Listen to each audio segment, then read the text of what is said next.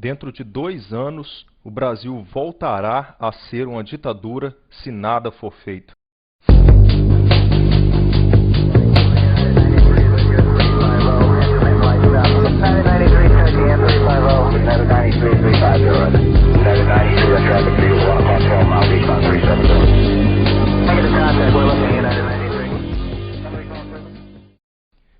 Enquanto que o Congresso Nacional preparava para entrar de recesso no final de 2009, em dezembro de 2009, o senhor presidente da República ele assinou o decreto que aprova o Programa Nacional dos Direitos Humanos.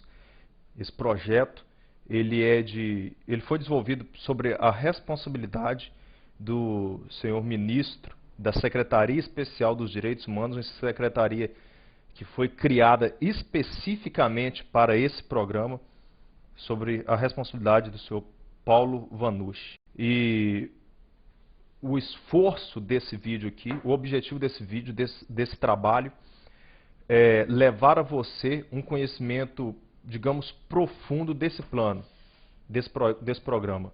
O que está aqui dentro, o quanto isso é perigoso, é nocivo à Constituição brasileira e a toda a população do Brasil aí. Então convido você a vir comigo nesse vídeo, nesse estudo, nessa aula, para conhecer um pouco mais desse projeto e quanto isso é importante e afetará diretamente a população, a nação brasileira, tal qual você a conhece hoje. Vamos conhecer agora um pouco da origem desse plano, de onde que veio isso. A ONU, Organização das Nações Unidas, uma instituição que você pensa que luta pelos direitos humanos e pela paz mundial, ela criou a ideia, ela criou um programa para apresentar para todos os países membros. Ela deu orientações para que todos os países membros formulassem um projeto para a luta em defesa dos direitos humanos. Sendo assim, em 1996, o senhor Fernando Henrique, então presidente do Brasil, apresentou o primeiro modelo do plano. Foi chamado PNDH-1. Mais tarde, no último ano de seu governo, em 2002, ele apresentou a segunda versão, foi chamado PNDH-2. E no dia 21 de dezembro de 2009, o chefe do Poder Executivo assinou o decreto número 7037, que aprovou o Programa Nacional de Direitos Humanos, PNDH-3. O presidente assinou esse decreto sem ler o plano. E a partir daí, o ministro da Secretaria Especial dos Direitos Humanos vem a público e nos dá alguns esclarecimentos sobre esse plano. Vamos compreender agora como foi organizado esse plano. O ministro Paulo Vanucci, ele, em seu prefácio, ele afirma que foram realizadas 50 conferências nacionais, a realização de 137 encontros para discutir o conteúdo do plano, com participação de 14 mil pessoas. Agora eu faço as minhas críticas a esses dados que nós encontramos aqui no prefácio sobre a organização desse plano pelo senhor Paulo Vanucci aí. 14 mil pessoas, se você compreende um pouco de matemática, representa apenas 0,007% dos 190 milhões de habitantes no Brasil. Então, essas 14 mil pessoas que foram consultadas aí, que foram entrevistadas, que participaram dessas conferências, desses debates, não tem significância representativa na população brasileira. Isso não quer dizer que essas pessoas podem falar pelo total da população. Para que você, que está me ouvindo aqui, tenha ideia, em São Paulo são necessários 100 mil votos para que um deputado federal seja eleito. Como que 14 mil pessoas apenas podem responder pela população inteira? Nenhum plano que vai alterar profundamente a Constituição brasileira. Então isso é desprezível, ainda que a secretaria responsável por esse plano tenha provas que 14 mil pessoas participaram e as 14 mil pessoas foram favoráveis a esse plano, ainda que apresente provas, isso não pode ser levado à frente pelas palavras de um número tão pequeno de pessoas em relação à população brasileira. Por dentro do plano, vamos entender agora, estudar várias de suas diretrizes e entender onde estão concentrados os pontos críticos deste plano.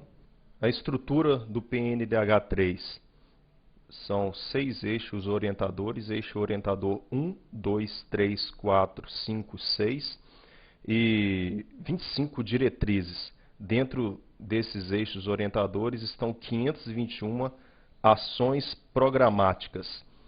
Essa é a estrutura do plano. Sendo assim, nós vamos pincelar aqui algumas dessas diretrizes e você vai compreender a malícia que existe por trás disso.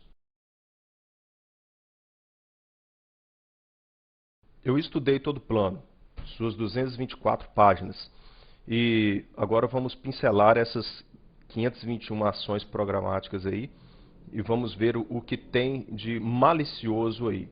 Venha comigo.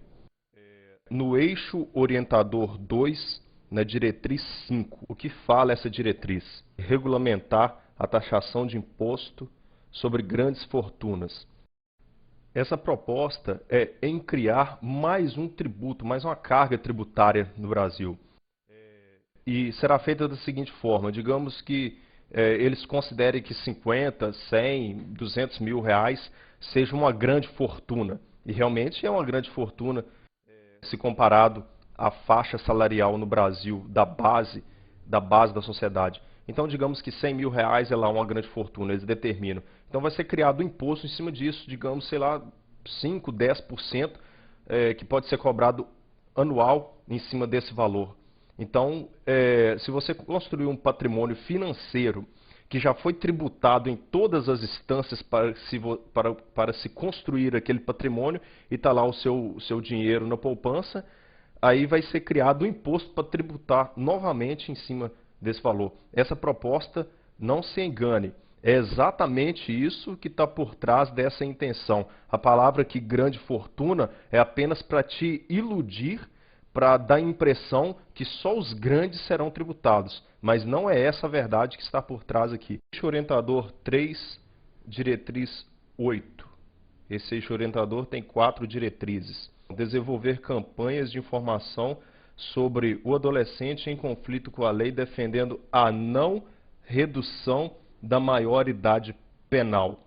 Existe uma grande discussão no Brasil em cima disso, sobre essa não redução da maioridade penal, que a pessoa só pode ser considerada, ser julgada como um criminoso a partir da sua maioridade de 18 anos. E dessa idade abaixo, ele não pode ser julgado, não pode ser condenado como um preso comum. Ele cometendo delito, ele fica internado uma FEBEM, em um centro de recuperação, e quando completar 18 anos ele está livre como se não tivesse feito nada. Existem pessoas que são favoráveis a essa não redução, que querem que permaneça assim, e eu respeito a sua posição. E tem aquelas pessoas que são favoráveis à redução dessa maioridade penal. Mas um adolescente com seus 17 anos e 8 meses cometer um assassinato, ele não pode ser julgado? Tem que se estudar muito a situação. A proposta aqui, no nosso decreto presidencial, é que não se fale mais disso, que coloque uma pedra em cima de um assunto e que não se reduza a maioridade penal. Não podemos colocar uma pedra em cima disso. Isso tem que ser discutido com a sociedade. E volto a repetir, não são essas 14 mil pessoas apenas, se é que elas existem, que vão falar pela sociedade brasileira por inteiro nessa questão. Eixo orientador 3, diretriz 9.